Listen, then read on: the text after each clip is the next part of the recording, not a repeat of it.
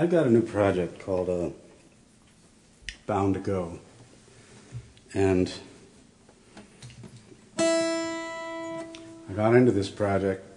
My mother got me into this. I didn't know she was doing it. But she was active early in the civil rights movements on sound trucks in Chicago. And she was still tutoring kids in Beethoven school in Chicago until she got too sick to drive. She sang us some spirituals when we were kids. And she was sick for 6 years. She had this illness called progressive supranuclear palsy.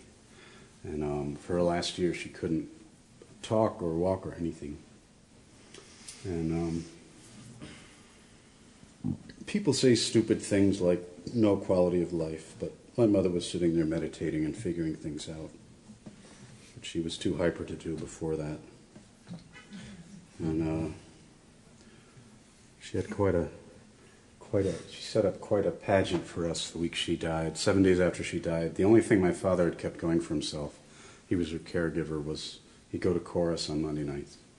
And 7 days after my mother died, my father sang with his family there the Brahms German Requiem, which is traditional to do 7 days after the death. And the week was full of things like that. But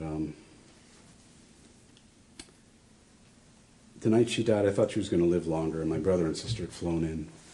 And I'd been making food and picking people up at the airport, and I was pretty tired. It was about 8 at night, and my sister Ellen asked me to sing a song, a Dave Carter song called Mother I Climbed.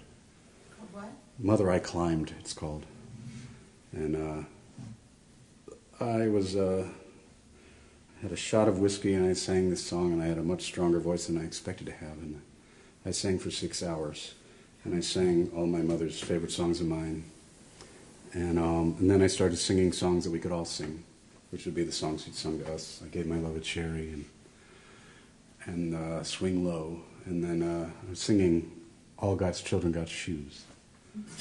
When I get to heaven, I'm going to put on my shoes, walk all over God's heaven. And I'd always thought it was a cool song, but I realized at that moment that heaven was right there. It wasn't a religious idea. It was right there. And she was going there, and we were not really losing each other at all. And so people would say, I'm sorry for your loss, and I would want to say, we still love each other. But a couple of weeks later, I started ordering books of spirituals, and I ordered a couple from Amazon, and you know how they are. They'll say, if you like that, you'll like this, and usually it's something you wouldn't be caught dead with. But this is Slave Songs of the United States, 1867. This collection was made in 1867. And I spent some time with this book. There are 135 songs in there, of which I'd only ever heard 4, and they are absolutely astonishing. The theology in the songs and the music, everything. And I became obsessed with tracking down old collections of these songs and understanding more about the religion of the spirituals, which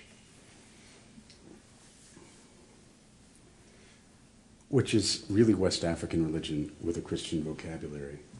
It took me a while to figure that out and start studying West African religion, but I found many gems and many things that surprised me, and what amazed me most is that nobody is singing them. This song, well, there was a group called the Fisk Jubilee Singers. Have you heard of them? Fisk was one of the very first black colleges, and they started it right after the Civil War, 1865, in some hastily thrown up Union barracks. And about 5 years later, the buildings were starting to fall down, and they had a small chorus.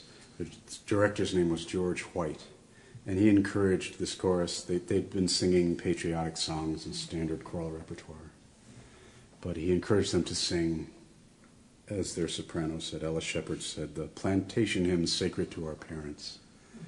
And their parents were kind of shy about sharing these songs with a wider world. The spirituals are really prayer, and they were really created and used in ritual. But they sang the songs, one of which was Swing Low, Sweet Chariot. And they went on the road, and they'd fill up a church but hardly get any money, and they were dealing with traveling and having a hard time finding places to play. But they got to New York City, and they were presented by Henry Ward Beecher, who was a big shot minister and abolitionist in New York City, and they started to actually get some serious donations in. And they were on the road for 7 years. They sang for the Queen of England. They toured Germany, England, United States. None of those singers ever finished their educations. But they raised what would today be $2.3 million to build permanent buildings at Fisk with their parents' old songs. This song is in their collection. It was given to them in Washington, D.C. by Frederick Douglass as the first thing that gave him the idea of escaping from slavery was this song. It's called Run to Jesus. The response line is, I don't expect to stay much longer here. Run to Jesus, shun the danger. I don't expect to stay much longer here. Run to Jesus, shun the danger. I don't expect to stay much longer here. He will be our dearest friend and will help us to the end. I don't expect to stay much longer here. Run to Jesus, shun the danger. I don't expect to stay much longer here. Run to Jesus, shun the danger. I don't expect to stay much longer here. Oh, I thought I heard him say, there were lions in the way. I don't expect to stay much longer here. Run to Jesus, shun the danger. I don't expect to stay much longer here. Run to Jesus, shun the danger. I don't expect to stay much longer here. Many mansions there will be, one for you and one for me. I don't expect to stay much longer here. Run to Jesus, shun the danger. I don't expect to stay much longer here. Run to Jesus, shun the danger. I don't expect to stay